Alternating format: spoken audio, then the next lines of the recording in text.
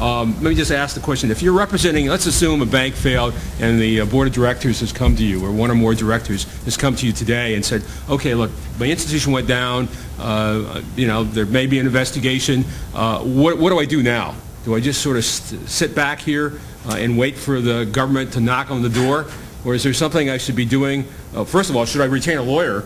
The answer is yes, all of you do. At least 2 lawyers.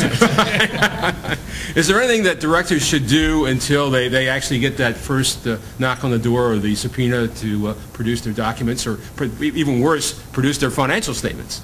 Keep your head down. I mean, there's really nothing to do.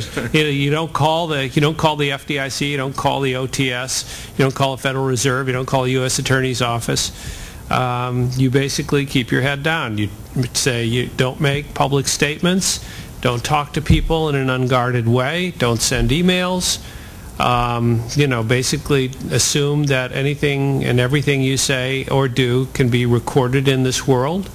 So use complete discretion. Trust nobody but your lawyer. Number 2, don't make any fancy transfers of money. I mean, people start transferring money around in a misguided way to think that they're helping themselves or their family members. What about documents? I mean, I guess the problem that from our side is that now, first of all, bank examination reports, the regulators usually require that those be kept in the bank or be sent back. And so you have very little in the way of documentation. So when the government does come calling, you really have nothing. You can remember, well, we put something in the minutes, but you don't even have the minutes usually. I don't know if there's anything you can do there, but I've always found that's a problem. The government really is way ahead of you because first of all, they've done usually 2 years of investigations. They've got all the documents, and it's been, you know, a long time since you were actually in the bank. Right. I mean, you know, it's a question of what you can do. If you don't have the documents, you don't have the documents. If you can get your hands on some of the documents, you should try to do that. I mean, there's no... At some point, you're going to be called upon to defend your conduct, and the more you know about what happened, the better off you are in defending it.